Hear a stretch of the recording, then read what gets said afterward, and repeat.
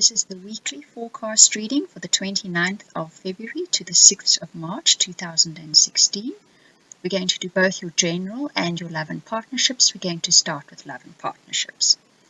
The first card that comes up is the card, should I say, of codependency. And it says addictions are affecting your romantic life. So this is either you or your partner is dealing with an addiction. It can be substance abuse, or it can be addiction from anything ranging from the internet to television, anything you do compulsively or they do compulsively, even compulsive behavior, being addicted to watching bad news all the time, or to setting off an argument because you feel frustrated with life. These addictions create barriers to love and relationships and partnerships. They erect walls between you and other people. So relating cannot be happy, it can not be balanced, and it can't be open and loving, that's for certain. It corrodes relationships. So it needs to be seen to, whether it is you or the person in your partnership or relationship, it needs to be seen to. The reason for this is because you want to be happy in a partnership or relationship, so it needs to be dealt with. Now, if you are looking for somebody new, be aware of that as well. Be aware of any sort of, one doesn't want to call it an addiction, but any compulsive behavior you have when it comes to finding a new person in your life. Just check it, because obviously at this point, this card is coming up because the universe is saying to you, it's time you change that habit. I want you to be happy. So have a look at that and deal with it. Oh, there's so many organizations, so many people available at the moment that can help you deal with these things. So many different methods of doing it as well. So look into that, because that's necessary for you to find that happy partnership or relationship, or within your existing partnership or relationship. The second card is the Express Your Love card. It says, go ahead and make the romantic gesture. Sorry. And this says it's up to you to make that first move. So if you're waiting for your partner to hug you or kiss you or show his appreciation or her appreciation, it's actually up to you to make that first move. So all those things that you want your partner to do for you, you need to start doing them. What this does is, this puts a particular energy out there, and like attracts like. So this energy will start coming back to you again. If you're looking for somebody new and you've already met them, you might have to be the one to make the first move. They may already have made a move and now they're waiting for you to do it. You may not have realized, but make some kind of gesture, some kind of move that lets them know that you like them. And then the final card is that of reconciliation. So someone from your past is returning to your life. This may be an ex-lover that's returning into your life. And the reason that they normally do this, or the reason the universe normally sends this person back into your life, is for closure and for an opportunity to heal. It doesn't necessarily mean closure as in once you've healed, a relationship is over. It's not that. The closure may take you the rest of your life. But it is something that needs still to be dealt with. In other words, this situation, this relationship is not over in your life yet. This is your second chance. This is your time to redo it. And the reason this is brought back to you now is because you're now in a different space. You're in a different headspace. You're in a different physical place. And you're now being given the opportunity to use a different perspective. You have a new perspective now to deal with this relationship.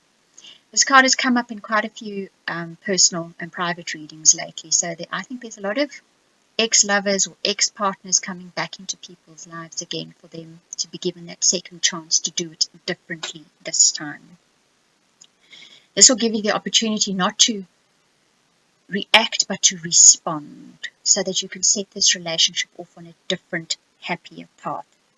And you must see this as a blessing. It's a time and a chance to heal and learn from that person and the two of you together. And if you're in a partnership or relationship and you've perhaps had a fallout or feel as if you've maybe drifted apart a bit recently, this is your time to come back together again. This is your time to re-energize and refine that connection between the two of you. Now, your guidance for your partnerships and relationships says something has been eating away at it. So this could be that addiction thing we were talking about in the beginning, whether it is you or your partner. This has been eating away at your relationship. And because it's come up again, it's definitely something that does need to be dealt with, people. Okay.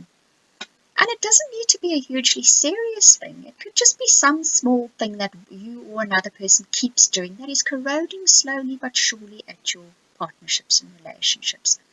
And if you spot it and you see what it is and you can nip it in the bud, it'll just make you happier and them happier too. And then the next card that comes up is once again that expressing your love. This is the card of loyalty. This is the card of showing affection. This is the card of long-term loyalty, a true friend. So one needs to be that in your partnerships and relationships. And if you're starting a new partnership or relationship or looking for one, remember to be this first. First, be a friend. Be that person they can talk to, that person that will listen, that person that will laugh at them, that person that will be fun to be with.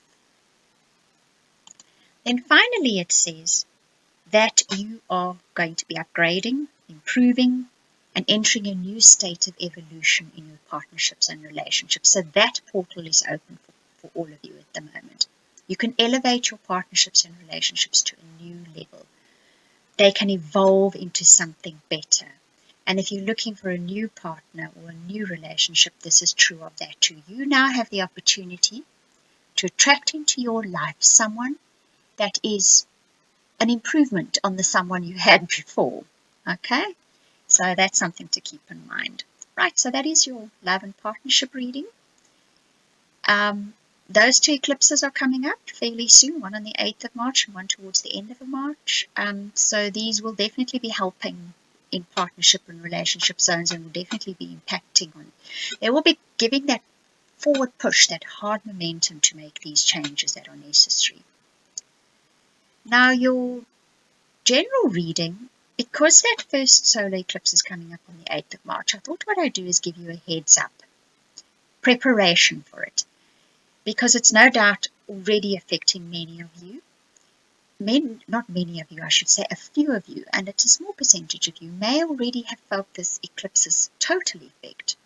The eclipses have sort of a bell, what do they call it? It's sort of a bell graph, if you want to say. So a small percentage of you feel it up to a month before, the rest of you feel it over the eclipse, and then a larger percentage than the initial small percentage will feel it a month after the eclipse.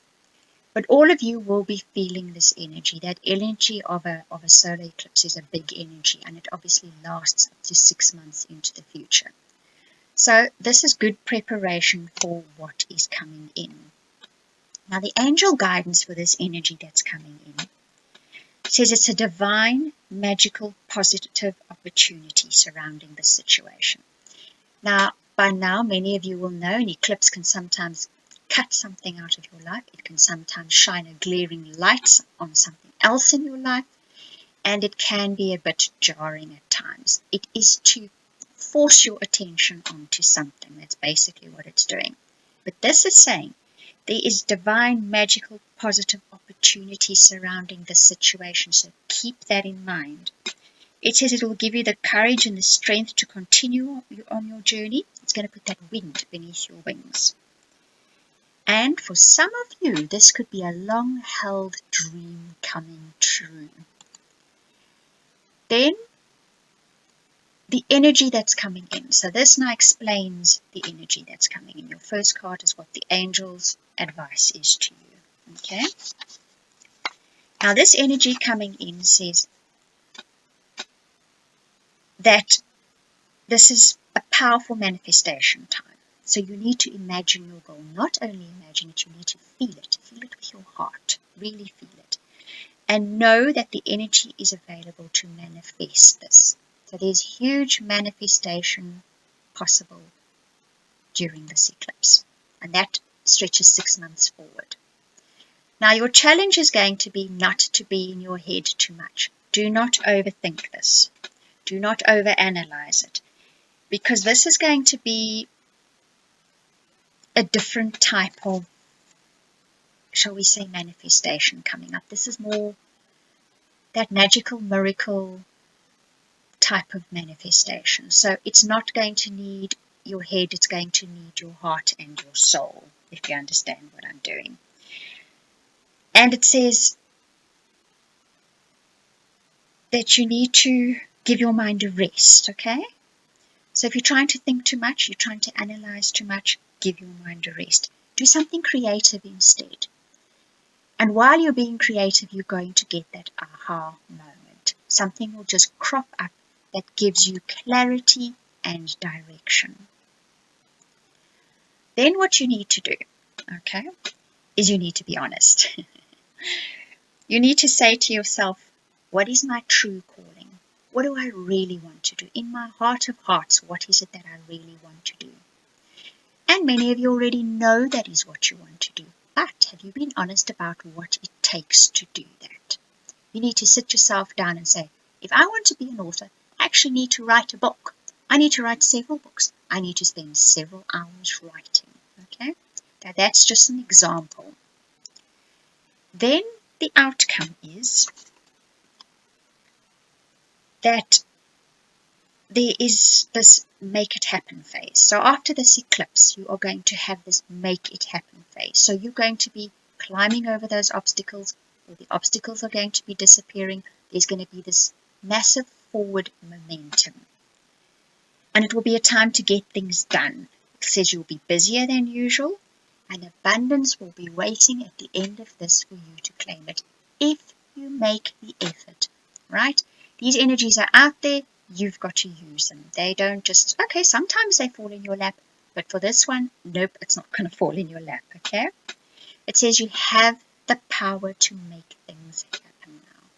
So this is a wonderful eclipse on that level. Make use of that energy. Now your guidance here is ground yourself. So don't scatter your attention. Don't run around in circles. Don't be in the air too much, in your head too much.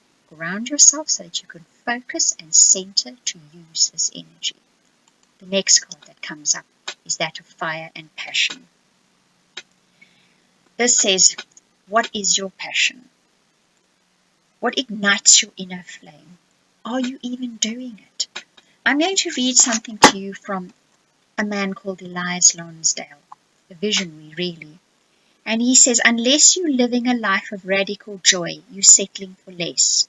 Unless your spirit is flourishing with creative renewal as you move from one activity to the next, you're living in an illusion and investing in that illusion. Unless you're being replenished rather than drained by your relationships and occupations, you haven't broken through to your fullest existence. Now, those are words to go by and remember. The final card is that of breathe. Now, I've discussed this card with you before. This is about engaging. Breathe deeply. Inhale and exhale deeply. What it does is it tells your mind and your body and your soul you are involved. You are engaging with life. You are not fearful of life. You are open and receiving to life. This works on many levels. On subtle levels, it works on manifestation levels. Use this energy and watch how it works. Now your soul path, the card that comes up is that of the rooster. I don't think this card's actually ever come up before since I've used this deck or since I've got this deck. So this is very interesting. My favorite word, right? Now I'm going to read to you from this card because it is so apt for this reading. It says, I am the eternal matrix of fertility. I am the time to act and the need to use force in creation. I am fire and momentum. I am the force that shapes the created. I will guide it. I will give it life. Now is not the time to tend to worn out things, but to light the fire of new life. I am creator, wielding the power of seed and continuity. Unleash potential and start making things happen. So it's perfect. It says what this whole reading says for this eclipse. The next card too rhymes in beautifully with all of it. I'm going to read to you a little bit from this as well. It says, you may have a fresh start any moment you choose. For this thing we call failure is not falling down, but the staying down. In other words, if something has let you down, failed, not worked, this is the time to get up, move forward, and make a new, fresh start. This card is, and I think I've explained it before as well, this is like the Fool card in the tarot deck. So it's that going forward with positivity in your heart, with hope and faith, and just a little bit of recklessness. Not silly recklessness, but that wanting to go forward, wanting to see what's in the future when you can't really see what's there. Then the final card is the Six of Fire. This is about victory, success, recognition, and for some of you, a new job. So that is the guidance being given here for your soul path. Know this is where your soul is finally heading to. It's heading to victory, to success, to public recognition, and to perhaps a new job. So this is definitely an exciting eclipse and one to look forward to, and be prepared to use this wonderful magical manifestation energy it's going to be presenting you with.